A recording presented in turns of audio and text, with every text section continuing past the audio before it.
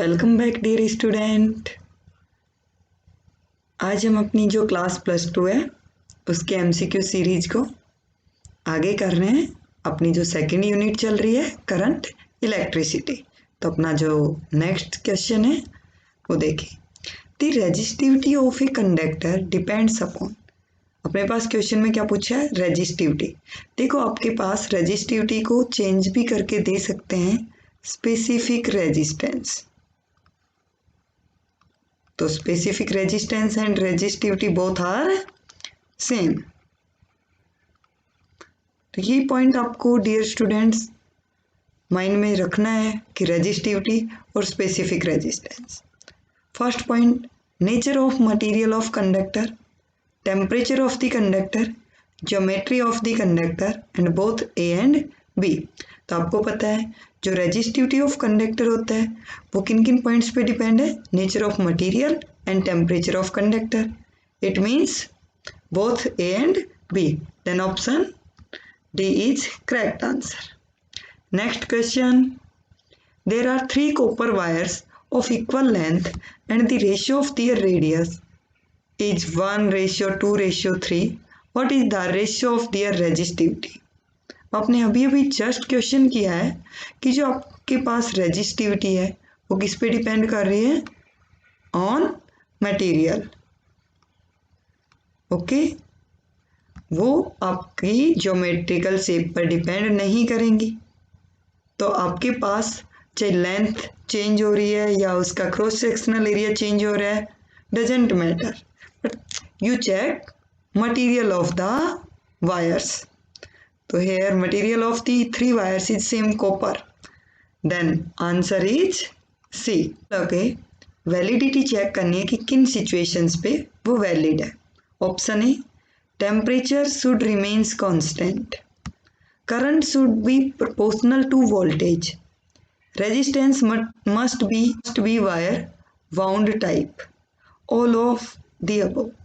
अब आपको पता है कि ओम्स लॉ के लिए हमें ये सिचुएशन कोई कंपलसरी नहीं है।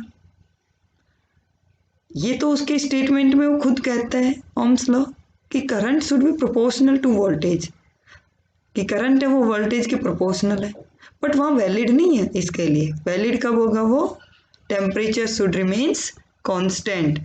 तो आप इस क्वेश्चन में थोड़ा सा ध्यान रखेंगे कि आपके पास ऑप्शन ए है। जो आंसर आएगा वो क्या आएगा आपके पास? Option A. तो आप ध्यान रखेंगे आपके पास ऑप्शन क्या आएगा? A. Next question, a metal rod of length 10 centimetre and a rectangular cross section of 1 centimeter into half centimeter is connected to a battery cross opposite faces. The resistance will be। आपको एक metal road है जो rectangular shape है, length of the road is 10 centimetre and cross section area half into 1 centimetre, और आपको battery connect करनी है।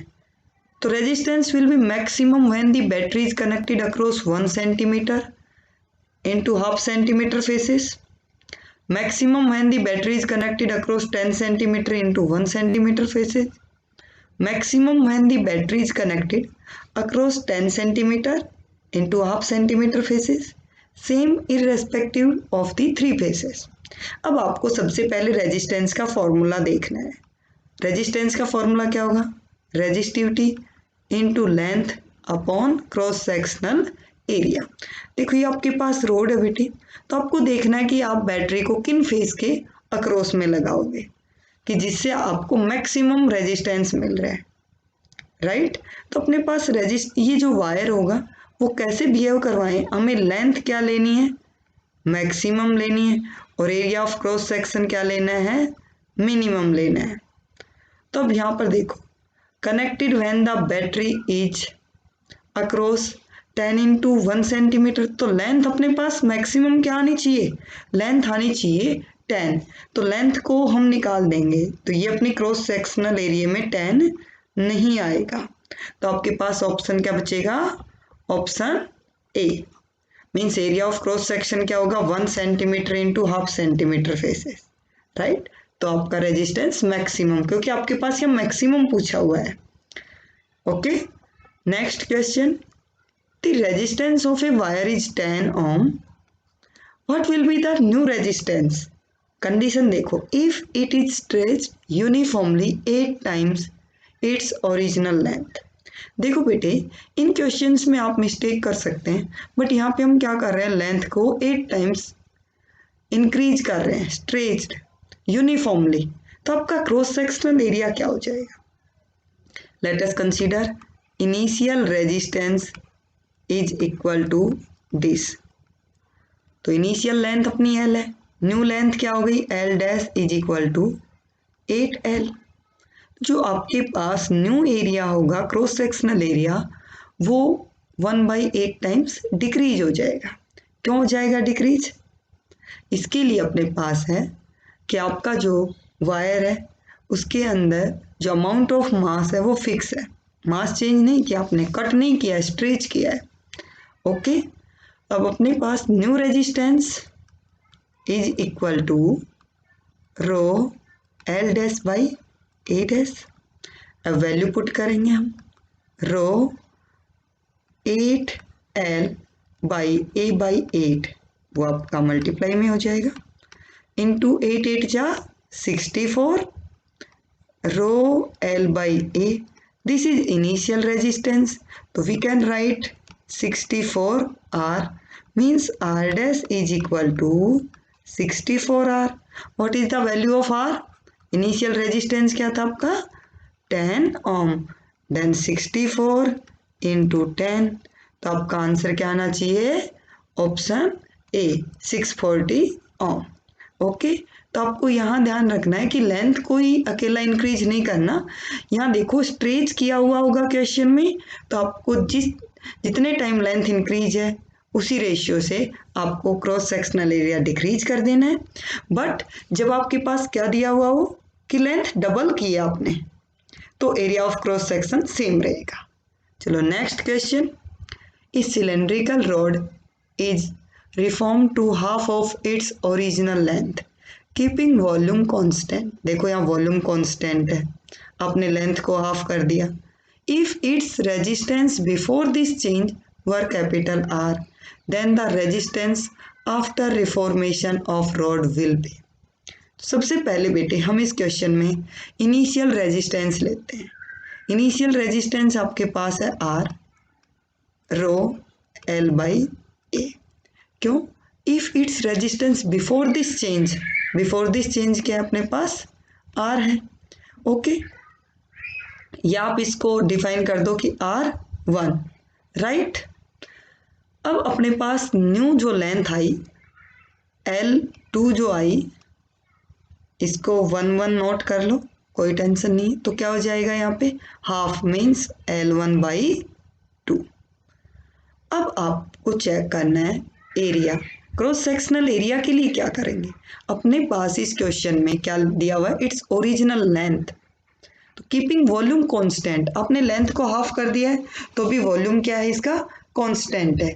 Volume means pi R1 L1 square is equal, sorry R square आएगा, पाई R स्क्वायर टू L2। ये क्यों लिखा, क्योंकि बिफोर हाफ आपका volume and after half volume cylindrical road का सेम है। अब यहाँ से पाई टू पाई कैंसिल कर देंगे, एक सेकेंड बेटे।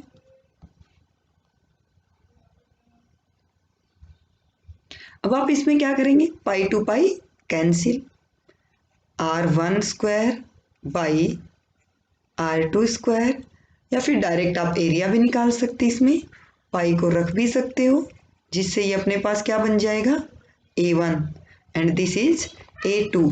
Okay, is equal to L2 by L1, और L2 अपने पास क्या है L1 अपॉन 2L1, तो कैंसिल। तो आपके पास जो रेशियो आ रहा है A1 अपॉन A2 का, वो क्या आ रहा है हाफ। ओके, अब अपने को न्यू रेजिस्टेंस फाइंड करना है आफ्टर रिफॉर्मेशन। Means R2। अब R2 के लिए क्या फॉर्मूला होगा, रो L2 बाई A2। ओके, अब अपने पास L2 की वैल्यू तो है, रो इंटू L2, L2 क्या आएगा अपने पास, L1 बाई 2। अब आपके पास जो रेशियो है A1 upon A2 is equal to half. Okay, तो यहां से आप A2 की वैल्यू निकालें, A2 क्या हो जाएगा, ट्वाइस ऑफ A1, तो ट्वाइस ऑफ A1। एक 2 तो अपने पास L1 का था, एक 2 मैंने ये नोट कर दिया, राइट। अब नेक्स्ट पॉइंट पे क्या सॉल्यूशन दोगे, रो R1 A1 ये किसके इक्वल हो गया, R1 इंटू 1/4। तो this is a new resistance means after reformation. देखो आपको यहाँ पे ध्यान रखना है बेटे कि जो वॉल्यूम सेम है, हम इस फॉर्मूले को यूज करके जो क्रॉस सेक्शनल एरिया है उनका रेशियो फाइंड करेंगे।